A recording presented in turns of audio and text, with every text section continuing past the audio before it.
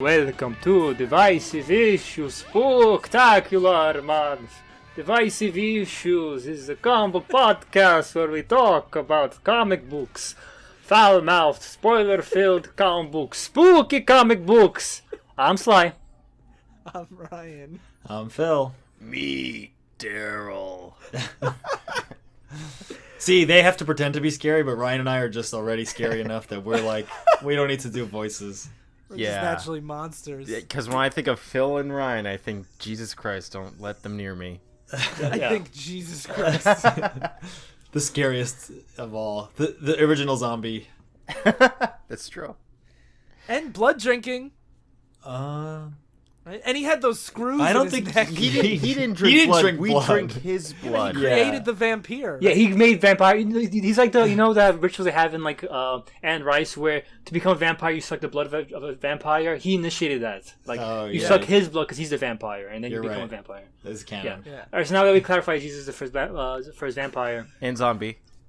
and zombie, let's talk about. And he's his own dad. We're being extra blasphemous and satanic right now because it's Friday the 13th. So and it's Halloween Spectacular. Yeah, Also, recording on Friday the 13th. We're covering witches this episode.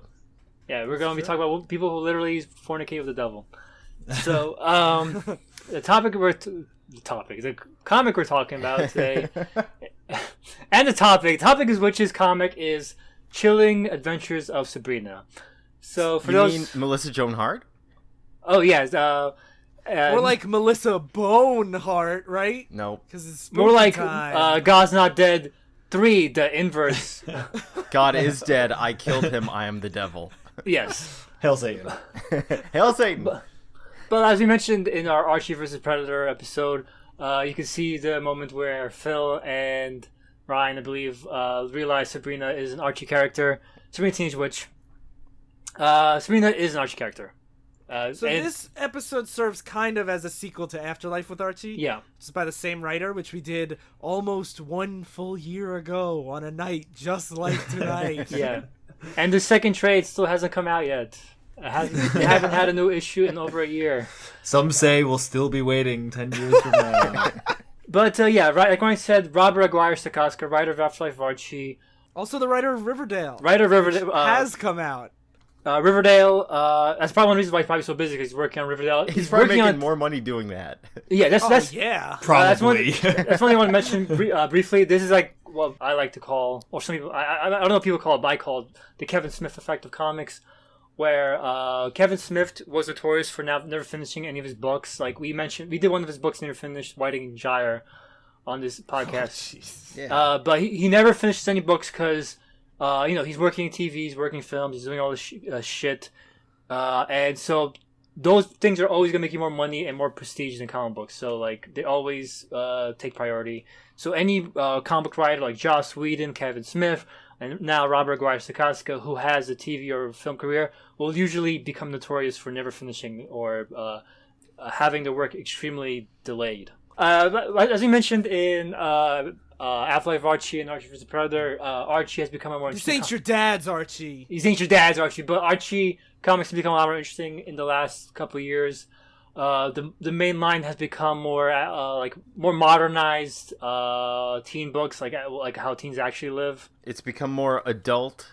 Yeah, you say? the horror line is more like what they have a Jughead werewolf comic called Jughead the Hunger.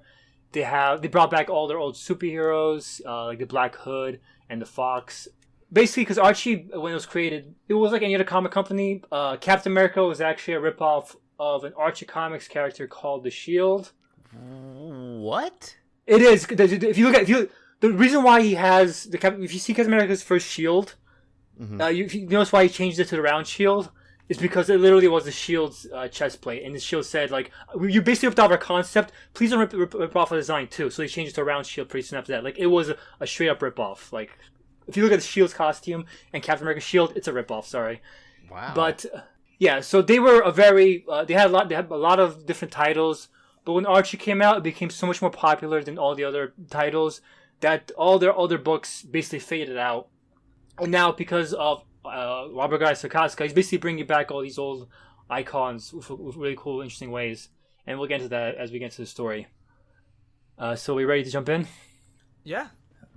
Oh, also the art's done by Robert Hack. Real quick, what do you guys think of the art? Amazing. I like it a lot. I like it a lot. I don't like it a lot. Really? Yeah, it's just I don't know what to. The overall like tone and hue about it was very like a dulled tangerine color. Like throughout every issue, it's like the same kind of like soft oranges to whites. Yeah, it's like a And very that's warm true. color. I like that look a lot. I think a lot of his people don't look exactly like correct. Like Sabrina never looks that much different from any of the other girls in the school. Like when she's compared to Madame Satan, she doesn't look like I can't tell which one is older, even though it says Sabrina's 16. Madame Stevens stole a young girl's face, so like she's literally the same. Spoilers. I know, but like even like her aunts too don't. No, look I can tell the ants and everyone else pretty well. And I like know I know I can tell them. I'm saying they don't look exactly their age. Well, they're immortal witches. they just witches there, by the way. That's Also, true. I think the people I could take or leave, but when they are like doing the extra creepy stuff, like when the witches are in their like true like witch forms, they're pretty terrifying looking. Yeah. Yeah, it has a very like 50s, 60s advertising kind of feel to me. Like it's got like the postcard feel. That's what I love about it, because it is a period piece in the 60s and 50s. Yeah, that's it. But it also has like the way the coloring. The reason why I like the color scheme, I could see not liking it because it is very It's different. similar as you go through it. But it does feel like it gives it this old feel where it's almost like the pages are like old and sun stained. Like it felt like I was reading an old comic. Yeah, book. that's what I really liked about it. There's very, I always love that kind of old comic kind of feel, and this feels like you're reading an actual comic from the 1940s, like Tales from the Crypt. And Yeah. it's been stained so badly over the years. I really love that effect. I want to clarify that I think this is a good artist. Like I don't think he's bad. I'm just not. I don't dig it. Okay. But let's get into the actual meat and potatoes of the story. So Hey, the art is part of the meat and potatoes of the story or the comic. I mean, yeah, it's true. But I mean, after all the setup, let's get into whatever. What I'm saying. The plot. Yeah. Okay, so in 1951, Sabrina's dad, Edward, he was a Sabrina's witch. dead? No. Dad, Dad. D-A-D. Her father, He's actually kind of more of a warlock than a witch. Yeah. yeah, whatever. He's a magic user, whatever. He married or had a child at least with Diane, a mortal. And when Aunt Hilda and Zelda, the beloved characters from the TV shows, the funny, goofy Aunt Hilda and Zelda, they come and try to take Diane's baby away to be a witch. The mom tries to run off with Sabrina. And the dad, Edward, is like super blasé about it. He's Yeah. like, hey, that you wanted to have a baby with a magic person, with a warlock, you gotta pay a price. You gotta give up this baby, and we can have more babies if you want, but this one you don't get to keep. Yeah. By the way, I didn't just for people listening, like this is a really really dark story, and I hadn't seen much of like the original show, so like with everything we've read that surprised me. I asked Chrissy, I'm like, was Sabrina like a dark show? And she's like, I don't not really at all. It was kind of funny, and I'm like, so they're never like hail Satan and stuff, and she's like, no, definitely not. Didn't it air on Nickelodeon? Like, couldn't they not don't know. Hail Satan? Yeah. I feel like it was part of the like TGIF block. It was, Like, it Thank was. God it's I don't Friday. know, I It was didn't just see not it. very satanic. Yeah. Oh, Saved by the Bell, where Skeeter was like hail Satan all the time. Zelda, Hilda, and the father catch up with the mom because they're magicians, and they reclaim Sabrina. Magicians. And Diane, when she threatens to out all of them as witches, the father, Edward, takes her to a mental hospital and gets her lobotomized. Yeah, and like you see like the scars on her head, like they really they lobotomize her. Yeah, it's not it's- implied. It's like pretty direct. Yeah, so this immediately gets across the message. This is not like Harry Potter, where isn't it cute if you have like a sweet romance between a mortal and a witch, and it's like this tale of underdog. No, this is a fucked up world where the father fucks a woman just to get a half breed baby. Yeah, and, like the witches are they're not just like hail Satan, but we're good people. They're mostly shitty people. Yeah, they're all there's very few, like there's only like out of all the witches there's maybe like it's just Sabrina and maybe one It's other person. more like the Greek pantheon than it is like Hocus Pocus. Yeah. That's why I was interested reading through it, because I didn't know that it was going to take like this angle with witches, where it's like, let's actually like the things people said that witches did and They what did. they're like. Yeah, it's like, let's make that all real, that they were, like cannibals that spilled the blood of people to like infuse their newborn babies with the powers of Satan by entering them into a contract. Like everything is all about like, oh, thank Lucifer. Like they're really satanic. Yeah. They're like the Salem witch trial view of witches, but like really though. Yeah. It's pretty cool. So the by age 6, the father Edward had become a tree.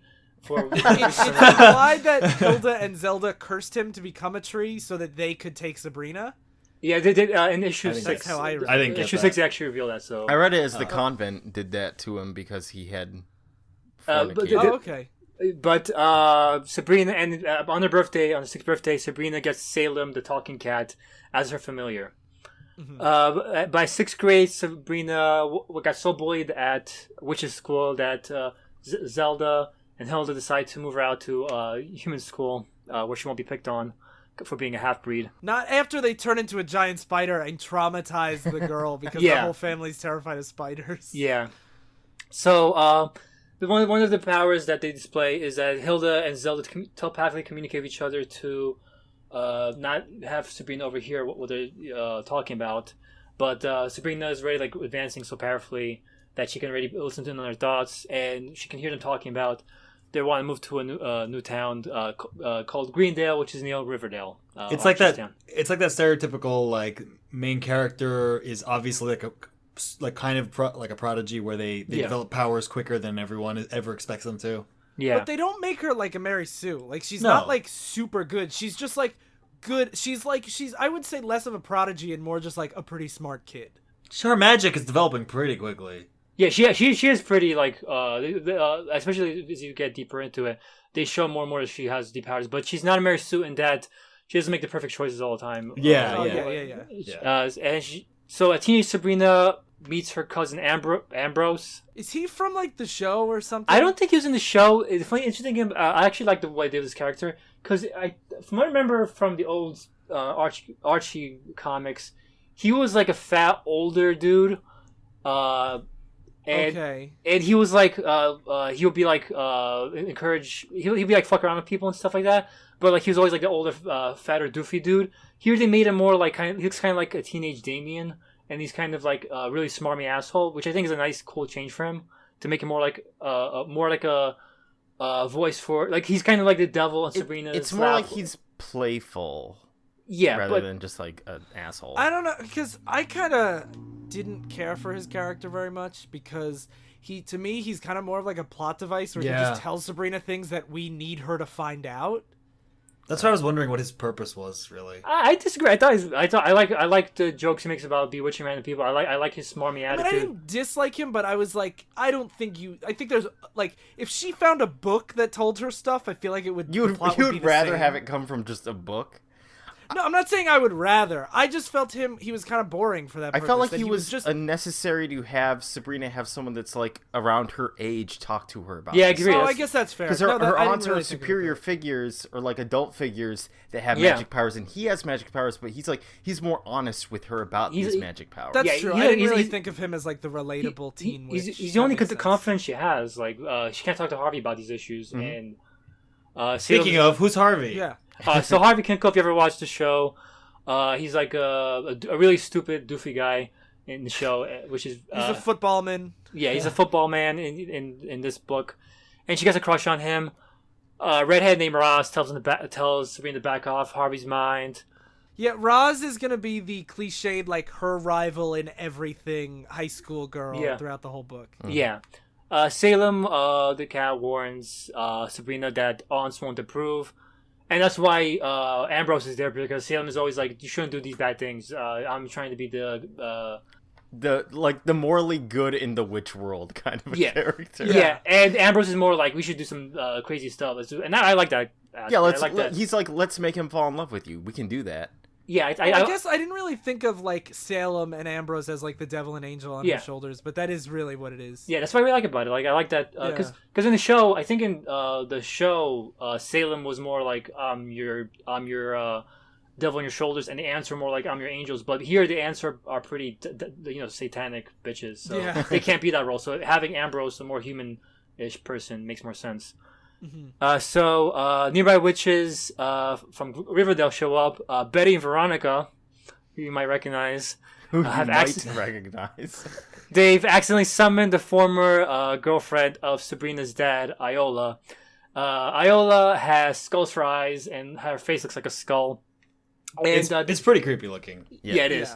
And this is a character. This is one of the characters that I mentioned that Archie's now bringing back thanks to Roberto Aguirre-Sacasa, because Madame Satan was an anti-hero, kind of evilish character from before Archie took off. She was an anti-hero, not just like a villain. She was an anti-hero. I think like the goal. I haven't read any of the actual issues, but I think that the goal was usually to have her be defeated by the end. But she was like the main leader, like the central character for the story she was in. Her first appearance is in the trade, but I haven't read it yet. Even though it's like 4 pages, I'm so interested. Well, I haven't. I'm so interested, to say sarcastically. But yeah, I think it's cool that this character that's been absent for 60 fucking years because Archie eclipsed her is now kind of found new life in like this new dark Archie. Shocker! Cy likes when underused characters are used in cool ways. Oh, it's better just dump it forever and never revisit it, and they don't do anything interesting of it at all. Having her be like she's not interesting design or anything like that. Whatever, I'm wrong. I didn't say you were wrong. I said shocker. We're gonna go into more detail about her backstory later, but the one thing that I just want to point out is not just was he Sabrina's her dad's old girlfriend, she was the one that got dumped for the mortal. Yeah. And I guess into issue 2. Yeah, that's why she's super evil. We start off with her, like, just a bunch of narration about her, and she apparently was in hell, the capital of hell, Gehenna, right? Because she killed herself, yeah. Yeah. And she basically comes out of hell just walking around naked with skulls for eyes, and she goes to, like, a nearby sleepaway camp, finds just some young campers and literally steals one of their faces. And then she's hitchhiking and some truck driver picks her up, but because she's magical, she knows that he picks up women and rapes them. The thing that I really like about this is the guy's like, she asks, like, do you do this a lot? And he's like, yeah, I picked up a bunch of hitchhikers. She goes, no, like what you're thinking of, like taking me behind this motel over the next bend and like raping me. And he's like, oh, I don't know what you're talking about. And she's like, how many times have you done it before? And then you see like the ghosts of all the women, the souls in the truck, and she's like, 47. You've done this 47 including times. One of them. And she kills them. One of them. This is where I was like, this is a dark goddamn comic book. Is one of them's a little girl. Yeah, I saw that. I didn't even notice. Yeah, so I was like, man, this is pulling no punches. Yeah. Yeah. This is truly a chilling adventure.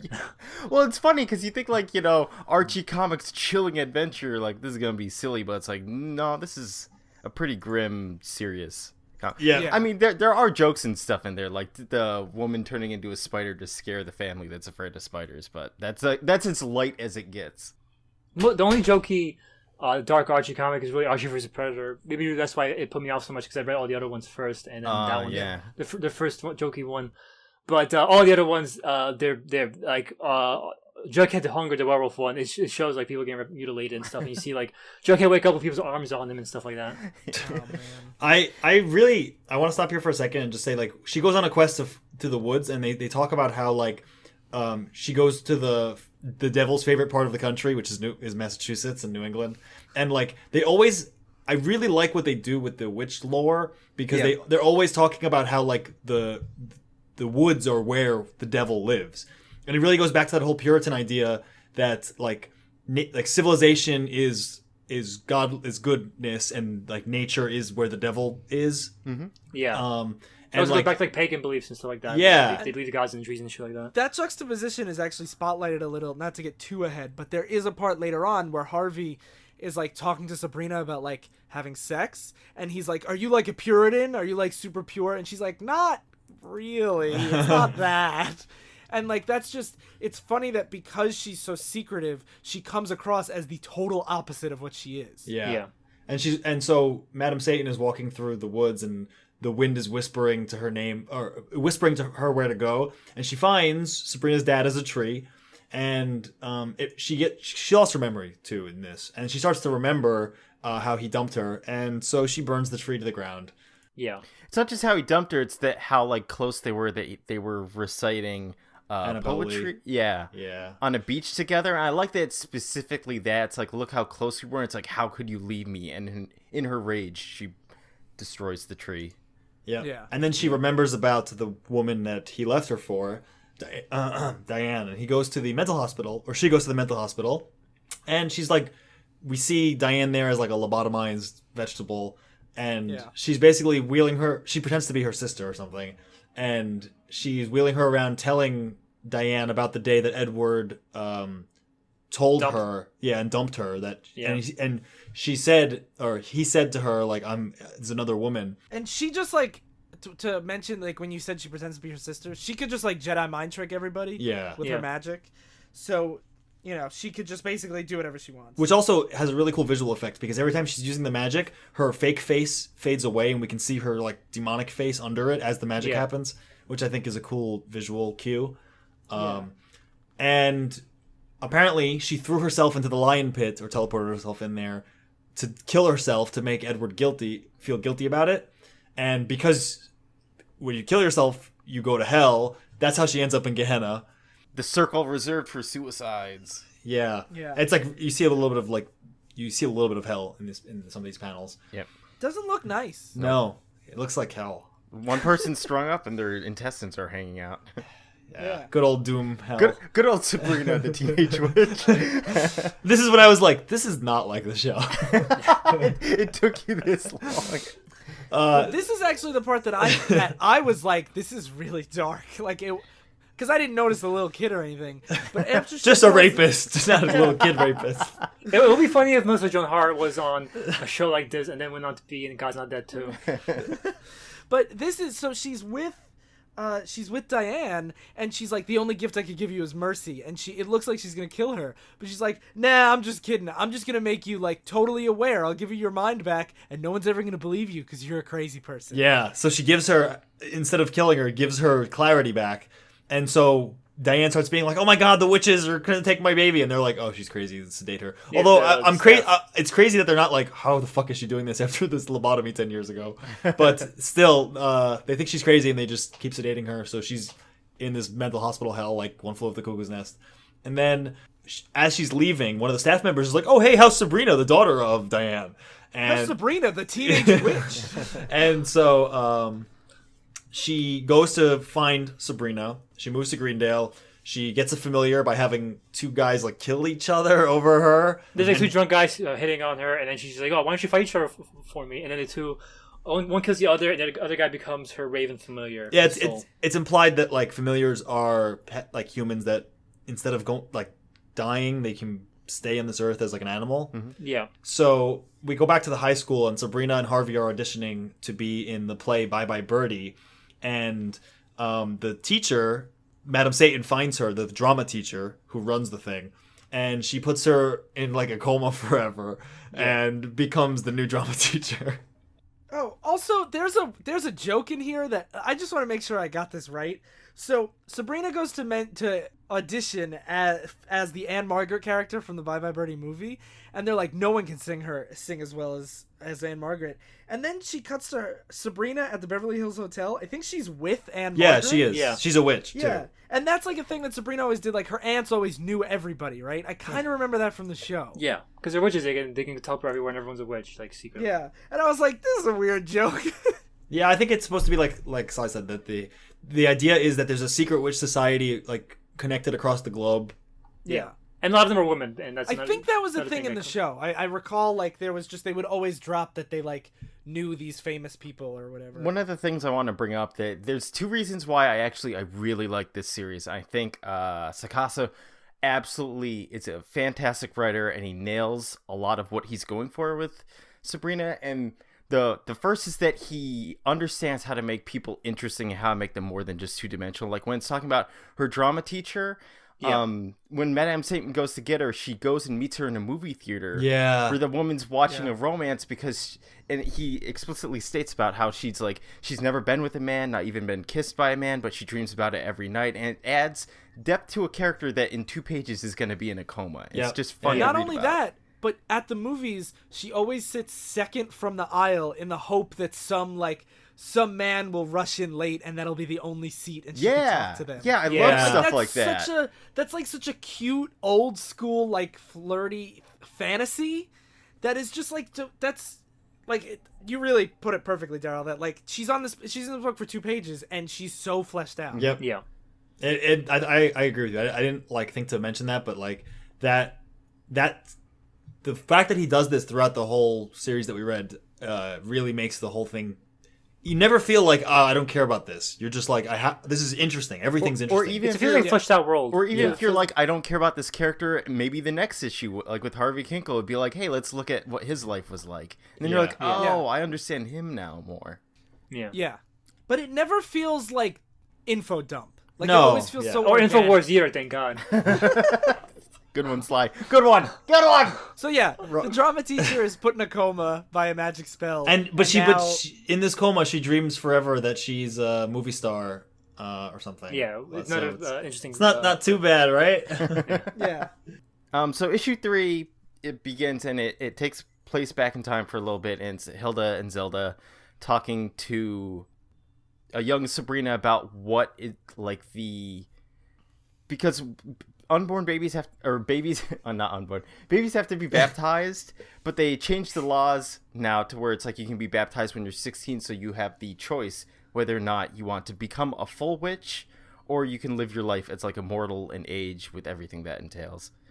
I really like this because like having the witch movement or whatever be like a response to the like authoritarian Puritans is really interesting to me, because like it has this like feminist slant where like all these women are like, well, you can't just make somebody be a witch, they should choose it, and like they choose it when they become a woman at 16, and like that's really interesting to me. It also feels like there's parallels to like Christian reformations too. That's what I was gonna say. I think they're trying to do that, like a lot of mirroring of the theological debates in the Christian church, where they had the same debate of whether or not you can truly become baptized before you are self-aware. Ironically, they reversed it, because I think in the past you used to be baptized when you're older, then you got baptized as a baby later. Not even all Christians. Some Christians wait till you're 18. But I think now the standard practice is just baptize them as a baby. Like they changed it to. Yeah, I only knew about baptizing as a baby. Like born agains have to be a certain age. So Yeah. the witches, so the witches are more progressive than the Catholics, at least. Yeah, You have a choice in being baptized. They bring it up later, like Madame Satan says something about that. Like sometimes the witches can be more, purical or puritanical than the mortals. Anyway, Madame Satan talks to Sabrina in school, and she's just trying to learn more about her life and like Harvey, and she keeps dropping all these cute lines like, "Oh, like I would die if you just did that," or "We wouldn't want to see you hang." Sabrina hangs out with Harvey, and he wants to move the relationship along, and he wants to bang. yeah. And because like her birthday's coming up, so they're both going to be 16. It's also Halloween, and it's also like a super special eclipse. And so he's like, come on, I want to do this. But she's supposed to get baptized on her 16th birthday. So she has to stay pure and virginal till after her 16th birthday. She keeps having to find ways to be like, no, like we can't hang out on my birthday, and I can't tell you why. It's a family event, and he gets frustrated about that. I gotta fuck the devil instead, sorry. Yeah. I'm saving myself for marriage to Lucifer. Yeah. So then Madame Satan sends her crow familiar to learn about all this, and she's got her own plans going. Well, Sabrina talks with Ambrose about whether or not, like, because when witches become, like, when they finally get baptized, they can't fall in love, just like they can't cry. And you can't experience true love if you're a witch, yeah. Yeah, it's all like these kind of weird, but I know this is probably based all in reality. It's like, or I mean, in superstition and reality. It's like the documentary about all this information. I know this is probably real. Check out Ken Burns' Witches.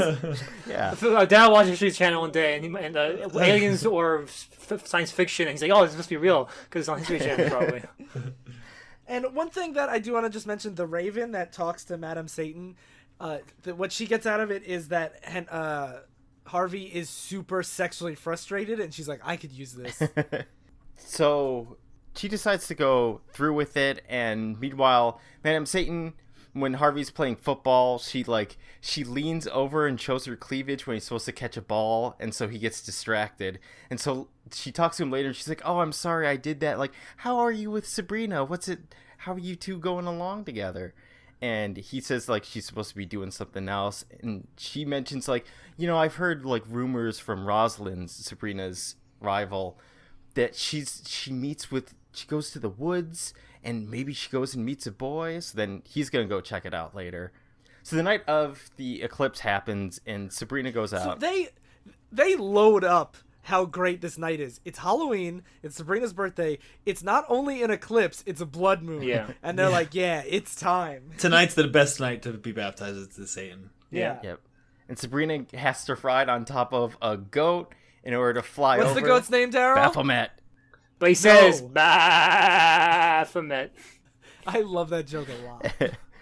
So they go over and they have to like pass through this blue fire, and then they meet with this. I like that they have a nun with an upside down cross there, who's the leader of their convent. I love that too, and she's got like the horns, like all the satanic imagery you can give. Yep, and then she has to eat like a wafer, but it can't be bread because the devil hates bread because Christians use it. So instead it's mashed up crickets and spiders. And then she has to cut off the head of the goat that she was on. And the thing that I found so interesting about when they make her sacrifice the goat is at first she's like, I just can't. Because, like, Sabrina's really nice. And then I thought, like, is this going to be a conflict? And then the next panel she's like, okay, fine. And she cuts the goat's head off. And then it's covered in its blood. And then the devil shows up, and he's this giant guy with a book in his hand. And a giant guy with a skull. goat's head. And Yeah, stuff like that. and a bunch of hair. And then he's like, all right, all you have to do is sign here, and you can become one of my handmaidens. But then in the middle of it, guess who shows up and yells, Sabrina? It's Harvey. Issue 4. Yeah.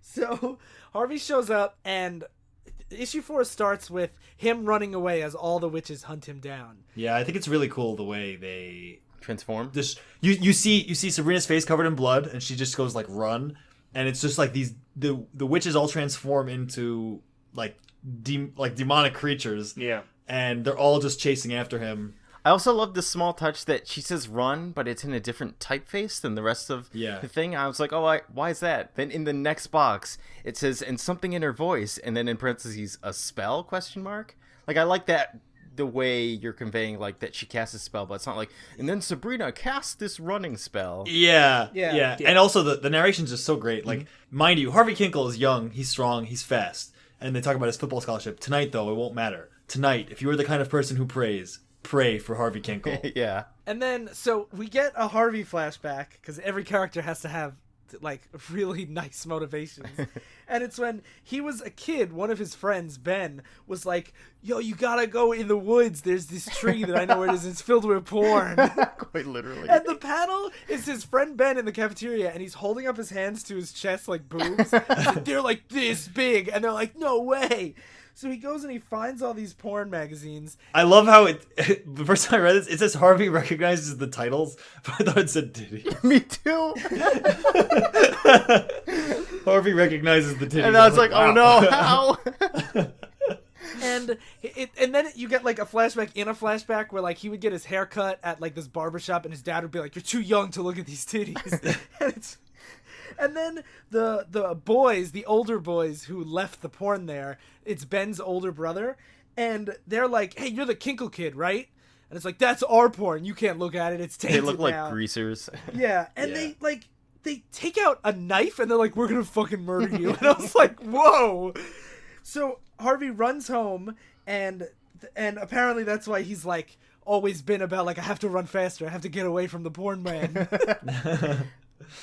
And then as he's running, he thinks back, like, so it's back to the present, and he thinks back, should I go back for Sabrina? I should. Like, I love her. I need to go back. Those witches are going to murder her. Yeah, he feels like he left her to these creatures, not being able to put together that she was one of them. Mm-hmm. Yeah. And then meanwhile, we've seen, like, the witches have blamed Sabrina for Harvey being there, and she's like, no, like, and the aunts are like, you're just as surprised as they are. And then when Harvey finds Sabrina, she's very like sexual about it. Sabrina, she's like, don't you just want to kiss? A grown-up kiss, like with tongue and stuff? And then they kiss, and it's actually one of the witches disguised as Sabrina, and she eats Harvey. Yeah. This is like a minor thing, but it shows how much care and thought was put into this, is when she says, don't you want a grown-up kiss? And he sits there and goes, and then the next panel is just a girl on the cover of the porn magazine, and then he goes, yes. Like he had been waiting for this for so long. Yeah, like even this like silly backstory with porn, like helps build him as this like athlete who's been sexually frustrated forever. And there's just a great page on the next page where there's the two of them kissing on the very top, and then the second is just him being lifted into the air with this witch like eating his face, and all these witches around it. And in parentheses, the boxer says, "Are you praying yet?" Yeah. Yeah, so Sabrina is like tied up in vines by the other witches, and that's when she's like, this isn't my fault, like somebody led him here, I have to go fix this. And she bursts out of the vines and then runs away, and that's when she finds Harvey all eaten up. And right before she finds him, she has this like flashback of what could have been. So she sees them like married on a farm, and she's like, we can run away, we can escape from all these witches, and like we could start new lives. But no, yeah, it's shown in like these really... Polaroid panels. Yeah, you can see like them having kids and them moving to their own place, and them telling the kids don't go in the woods. Yeah, never. Yeah, it's really great, and like she frames it as like this was all like my choice between the choice of not getting baptized and getting baptized. Yeah, and this, if she would have chosen the path of light, this would have been her life, but she chose the path of night. Mm-hmm. Yeah. And when she says, like, there's the scene of the Polaroid where it's like the day they warn their son and daughter to stay out of the Greendale woods, bad things happen to children in the woods. And that's when it's a zoom in on the witch who ate Harvey's mouth, and she said he was delicious. And Sabrina passes out. Yeah. And then she wakes up, her aunts wake her up, and she's like, how are you feeling? And she sees her aunts as the evil, like, scarred up, like, gross witches. Like the way they were in the woods, like when they were chasing Harvey, basically. Well, it's not just that. The box specifically states that she reminds herself, because everyone always appears to be pretty, but it's like underneath they are these like demons. Yeah. Yeah. And also, she feels this way now because of the way they talk about Harvey. Like, don't worry about. Basically, they don't care about Harvey at all. They just care about cleaning up, like the fact that the coven blames her for Harvey finding them. So like they don't. The way they talk about Harvey is very cold. And Sabrina. Like how do we get rid of the body? How do we not let anyone know it was us? Mm-hmm. And Sabrina's like, these guys don't give a shit about anyone. They're fucking witches. Yep, surprise. Yeah. And that's when Miss Porter reveals herself to Betty and Veronica, because the Archie gang have come to Greendale to search for Harvey when they notice that he's missing. This is where Sly brought this up before we started recording the episode, but we were talking about like things coming to fruition, or like why bring this up or talk about this, because Betty and Veronica were so ancillary to the story at this point. I'm like, why are you focusing on Madame Satan like tormenting? She just scares them in this issue. I'm like, why bring them back? Like, it was a fun in-joke that that they raised her, that they're witches, but it becomes more serious later.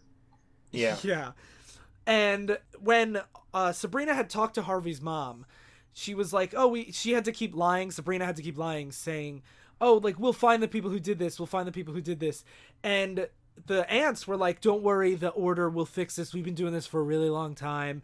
And what happened was the Order they put Harvey's bloody jacket in those bullies that beat him up for the porn or tried to kill him because of the porn. And like, this is like, Roberto Aguirre-Sacasa everything has a purpose. Like every little flashback and everything has a purpose. And they're like, we didn't do it. And it shows the police are like beating the shit out of them until one of them confesses. Blood all over the shirt. Yeah. This is like 1960s police. Yeah, it's like 1964, and there are things, they throw in little things every once in a while to remind you that like this is the 50s or the 60s, like this is the early 60s.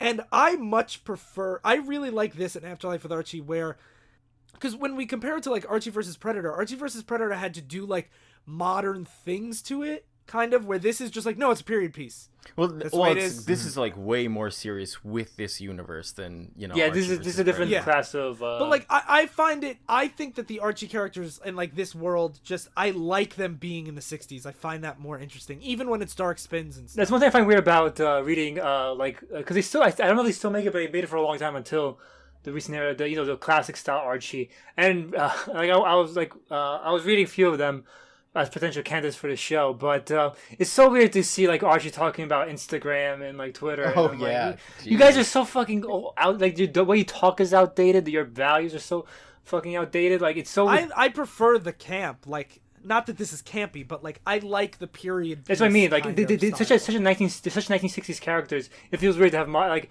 Riverdale does a good job of modernizing them a bit, but like treating like having the goofy humor. And the goofy characters in the modern day always feels weird to me. The other thing is you don't have a lot of things that are based in the 60s and 50s. Like, specifically, they're set and they don't grow up beyond that time. Yeah. Yeah. So, to make it worse for Sabrina, she meets with Harvey's mom, and Harvey's mom tells this whole story about how he was planning to propose that night. Yeah. And he was like, I knew we would be engaged for a long time, but I knew she was the one. Like, she doesn't have to get married right away, but I just wanted her to know how serious I was. So she's like trying not to cry. And then she runs into the bathroom. She's crying in the stall. And this is when Madam Satan overhears her as the teacher and says, I can bring Harvey back if you do what I say. And that's the end of issue 4. So we're getting to issue 5? Mm-hmm. Yeah. Sure. All right, so Phil didn't read this issue, so we're going to explain it to him. I like that you call him out. All right, so it opens up with Betty and Veronica practicing for Macbeth in the school play.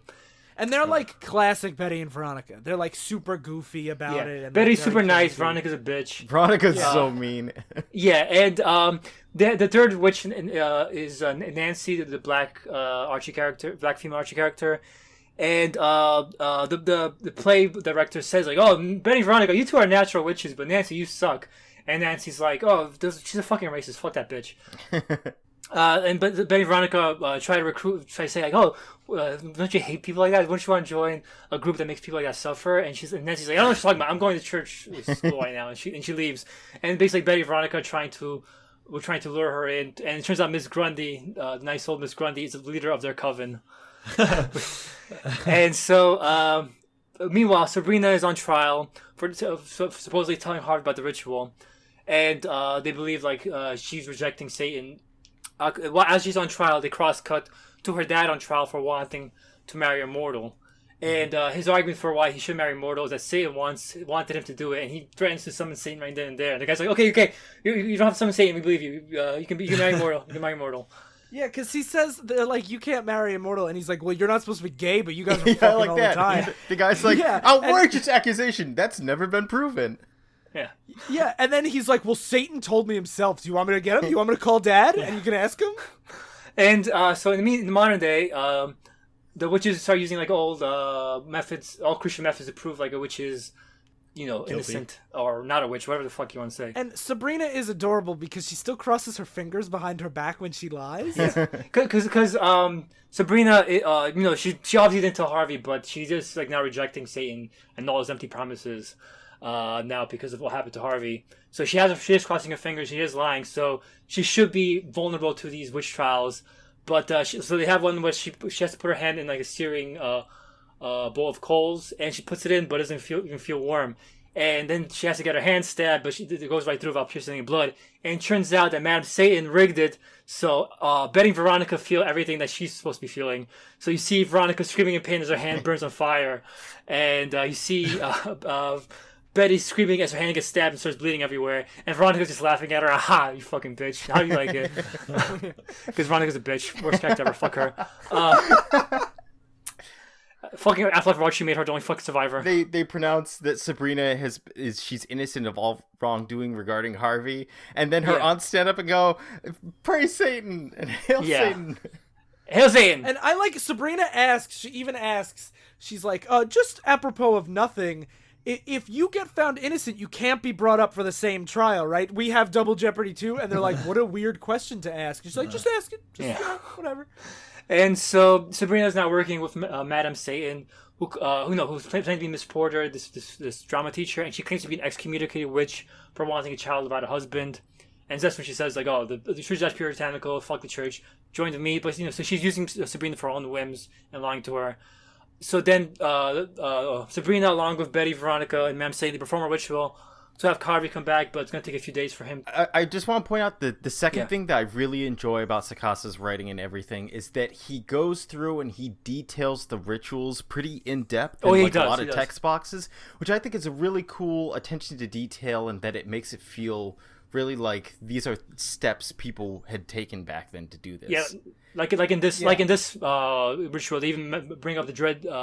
I forget what it's called, but the Necronomicon's cousin. The Demonomicon. The Demonomicon. Yeah. And so there's actually a lot of good details like that. Even when we talked about in issue 2, when Madam Satan puts that old drama teacher in that coma, she uses like something of hers to cast the spell. Yeah, she gets like her tears or something on it so that she can cast the spell. And it's like little things that it shows that there's like rules to the universe. Yeah, and so Harvey. The thing that hold on, Yeah. the one thing I want to point out, there's also a lot of mythology packed into these like rituals, like here, but there's also this charm of like there is still this old school like Puritan aspect to it, because like here to bring him back, they set about their grim task. First, a symbol representing the gateway between life and death is grooved into the dirt with a snapped-off branch. The branch is symbolic of the tree of life, as well as the pole Sharon, ferryman of death, uses to cross the river Styx.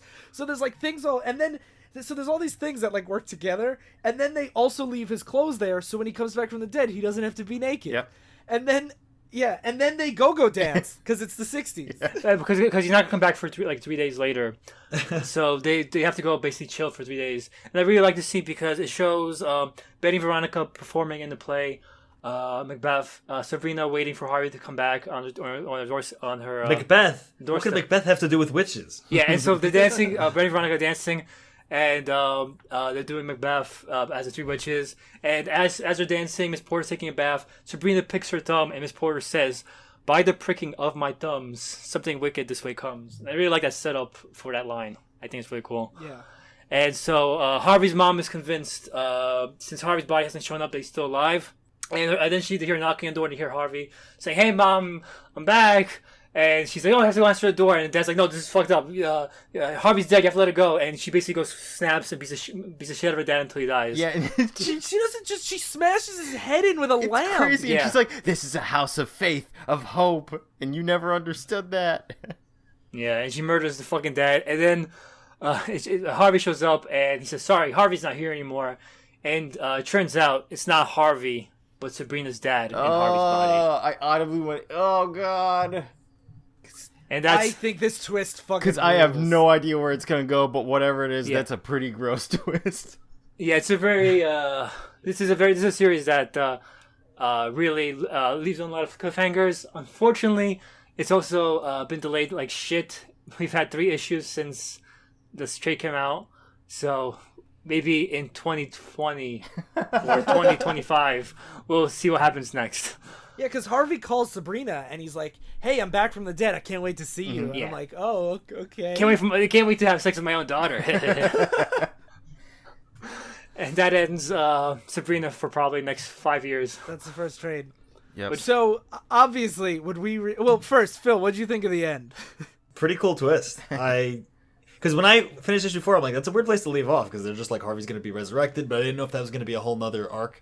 So the fact that he does get resurrected, but it has to be one of those like monkey's paw, wishes where it's like, I want them to come back, but they're not gonna. They're gonna come back and something fucked up. I think somebody In the book, doesn't it's somebody say that to Salem her? references it, Yeah, they mentioned Monkey Paw. It's a very key aspect to the story, Monkey Paw thing. which is good foreshadowing. So Sam's always warning her, "Don't do this shit," because there's always a consequence for this shit. It's something. It's ironic that something that's always in the Sabrina, like the old stuff. It's always like, Aunt Hilda and Zelda saying you shouldn't use magic to solve your problems. Sam's like, you should use magic to solve your problems. Then she uses magic and it makes things worse. And so that's kind of like playing into that idea. And Yeah, like- and that's cool. And it also, even with the satanic stuff, like that's just how that stuff. The dark magic always has that cost that comes along with it. Yeah. You can get this, but you have to But you sell gotta your fuck your soul, dad. or you gotta fuck your dad. you gotta fuck your dad if you want to fuck Harvey. Would you fuck your dad for magic? Okay, so since it's our October Spooktacular, 2 questions. Well, I guess 3 questions. Oh God. Does this work as a horror story? Yes. Does it work on its own? Yes. And would you read more? of it? Yes. Yeah, Yes. obvious all yeses Yes. for me. Yes, all 3.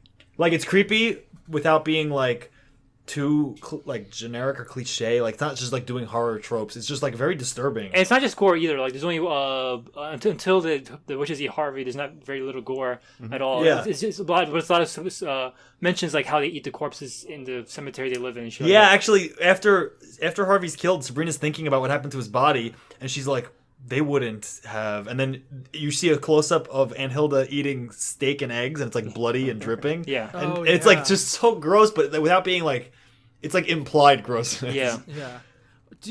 How do you think this compares to Afterlife with Archie? Which one do you guys like more? I like this one more.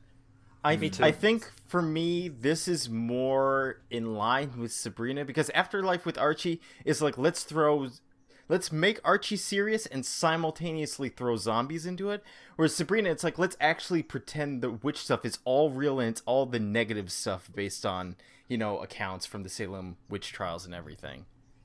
I think I related to Afterlife with Archie more. Like, it hit me more emotionally, but I think this is, like, if I was to show somebody a gritty reboot of something, like, not even a gritty reboot, but, like, how to take existing things and totally revamp them with being so true to the character, like, I think that this is... I can't think of a better example than this. Yeah, I feel like some of the emotional scenes in Afterlife with Archie were much more powerful, but this is more interesting. Yeah, that's the best way to put it. To feed into what Darryl was saying, this is a more natural transition because you could do serious Archie, and there have been serious, like, kind of serious Archie stories in the past, but Afterlife Archie was serious plus zombies, so it's not a natural transition, but this is kind of like a natural inversion. Like, Afterlife Archie was like a weird experiment that somehow worked. Well, this is like how you would theoretically make Sabrina. Because the magic stuff is already there. Yeah, it's already baked into the premise. Also, Sacasa just really makes it worse.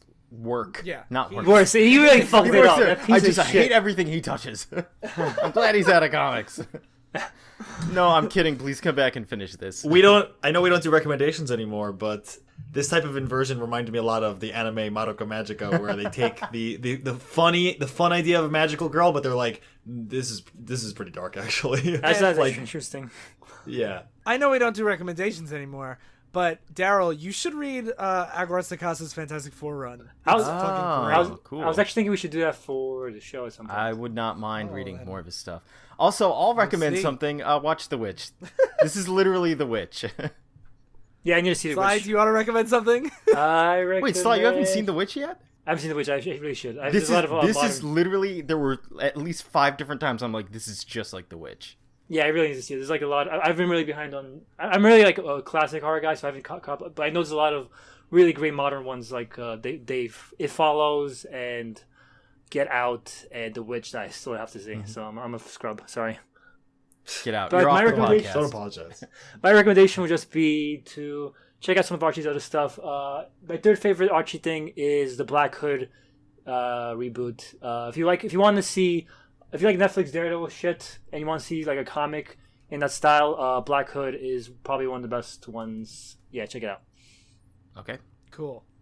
So, if you guys have any other suggestions or recommendations, you should let us know in our Facebook group, Oops, I Talk Divisive Issues, where you either have really nice, fun topics about comics or some really long, deep-seated arguments about politics. Pick which one you want. And while you're sitting around, you should also rate, review, and subscribe to us on iTunes. It's how other people find our show, because if enough people subscribe, we show up in the charts, and that's awesome and great. And you could also go to comraderadio.com and check out other shows on the network. Next week, there'll be our Halloween episode that should have Darryl and Sly on it. Ooh, welcome to our own Spooktacular stories. And I have read their stories, and they're pretty creepy. Would you say they're Spooktacular? I would. They're great. They're really great. And also, I mentioned this on last week's Oops, I Talked Politics, but apparently a lot of people thought I was joking because of the way that episode ended. Sly was on my comedy podcast. We'll get it right next year. And we launched our merch store, so everyone should check that out. Just search Wagurney on Redbubble, and you can see our beautiful merch that Sly made. Or listen to the episode. It's episode 14. Sly is on it, and he's very funny and charming. Not like here, where he's a piece of garbage. Fuck you, Sly. Yeah, sorry. I save only for my likable personality for my guest appearances only. Yeah. And that's it. So thanks for listening to Divisive Issues. Thank you all for listening. I've been able to recognize those titties anywhere. I've been willing to fuck my dad to become a magician. I've been double toil and trouble. And I've been Baphomet. Stay in continuity.